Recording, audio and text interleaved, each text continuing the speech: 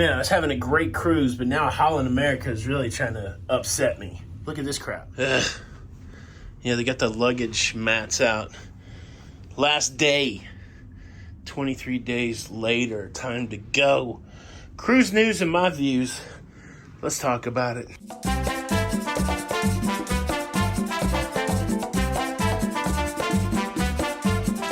Hey, what's up, everybody? Welcome to La Lido Loca. I'm your host, Tony, and I'm slightly disgruntled today, but I still have some cruise news for your face. Disgruntled because I have to pack and go. I'm excited to go home, honestly, but I could cruise another 23 days. There's some great ports coming up for this cruise ship, so it's a bag of mixed emotions. I would prefer if my lovely wife Jenny would be flying over here to meet me and we would continue to cruise, but that's not... Alright, we got some serious cruise news, but let me update a previous story from the week. I told you about the Norwegian Sun that was having technical difficulties, and she had to have an extended stay in Cartagena, Colombia, instead of transiting through the Panama Canal. Well, the good news is the Norwegian Sun has overcome their technical difficulties, and the ship is back on its way. I believe she's already transited the Panama Canal, but I did get a message from a viewer on the ship. James Lawborn said, "We spent one more night in Cartagena, then to Cologne, Panama overnight, and now transitioning the Panama Canal Thursday, April the 27th. We're clicking on all cylinders." So that means they did the transit yesterday. It's the 28th today. The Norwegian Sun continuing on with her journey. Bet you none of them suckers are packing up today. But that's a good update there. Now, another cruise ship that I need to update you on, Cunard's Queen Mary 2. Tony from the edit here, as if I don't have enough to do other than correct myself to prevent somebody from being all righteous in the comments. Yes, Queen Mary 2 is an ocean liner. Ocean liner. I said cruise ship. Ocean liner. You may remember the story that she was set to do a transatlantic crossing from Southampton to New York.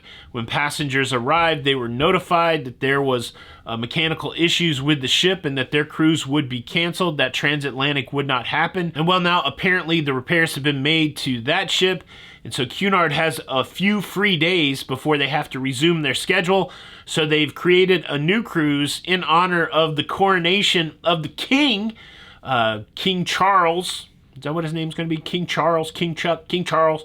I think that's happening next Saturday, but they're going to be doing a 5-day coronation cruise from Southampton. That's on sale now. But yeah, they're trying to recoup some of the money that they lost by not having their cruise, their transatlantic. And so if you're there in the UK, or if you can get to the UK and you want to celebrate the coronation on a cruise ship, well, you can book with Cunard. And speaking of the coronation, yesterday I was in Scotland.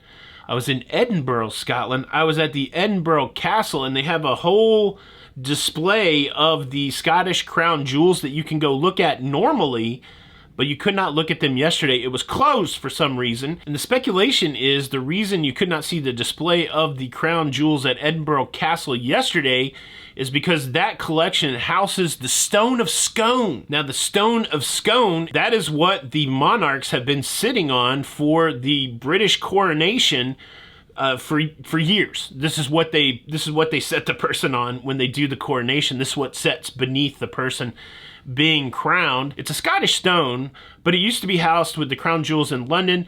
A few years ago, it was returned to Scotland, and now that they need it back, it seems like it will be transferred to London for the coronation. It was an interesting conversation from our tour guide yesterday about the Stone of Scone. But yeah, Edinburgh, pretty cool place. I will have more to say about that in the days to come. But yes, Cunard, Queen Mary 2, going to see some action even though she was broken down for a bit. Now, I do want to mention briefly the sad story coming off of Royal Caribbean's Quantum of the Seas, where an Australian man went overboard on a trans-Pacific crossing near Hawaii. The search has been called off for that passenger. It's a sad situation. All the details are not out why the overboard occurred. There's already tributes and information coming out from family and friends about this gentleman. And so I just want to mention it as it's been talked about quite a bit, just to acknowledge this sad passing. and offer condolences to the family and friends of this individual. Millions of people sail every year without incident, but there are incidences of people going overboard on cruise ships. Most of the time there's some extenuating circumstances that have to be investigated. But yeah, just acknowledging that. That's a sad story. Now, I do have a couple more cruise news stories for you. But before I get there, let me quickly invite you to subscribe. If you like staying up to date with everything going on in cruising, please consider subscribing with the notification bell on. It doesn't cost you anything. It allows YouTube to let you know when the new episodes are coming out. And there's going to be a lot of episodes coming out with all of the excursions that I went on this 23-day cruise. And it helps me out greatly. So if you could, please consider subscribing. Thank you in advance. All right, our next cruise news story takes us to Charlottetown in Prince Edward Island in Canada. Charlottetown has received her first cruise ship for the 2023 Canada season.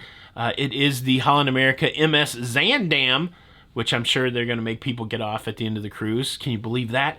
But yes, Charlottetown is in action. That means that the whole East Coast Canada cruising season has kicked off. This is a cruise that's on my bucket list to go up to Canada during the fall and see the changing colors and to cruise up the East Coast of North America. Yeah, maybe this year. I don't know. But it's open for business. You can go up there and get you some Tim Hortons. It's horrible coffee. I'm just going to say that. I hope I don't make any Canadians mad, but you know what I'm talking about. That coffee is weak. I'm sorry, Canada. Don't send your mounted police after me. But yeah, that cruise does sound pretty awesome. I like Beaver Tails. That's a redeeming thing. And yes, Charlottetown is open. Are you taking one of these East Coast Canada cruises this year? Leave a comment below. Okay, I got one more piece of information to give you. This is going to be particularly important for people who are concerned that the name on their sail and sign card is not the name that they go by or not the name that they want to be known by. This has particularly been highlighted over at Carnival Cruise Line. Here's the big takeaway. Your sail and sign card will have your legal name on it, the card that you use to charge things. However, if you want a card that has a different name on it, you can go to guest services on Carnival Cruise Line and they will give you a room key that has your preferred name on it. Now, interestingly, the room key is different than the sail and sign card, so you still will need to use your sail and sign card to make purchases, those kind of things. But you can get a room key that will unlock your cabin door, a room key that has your preferred name on it.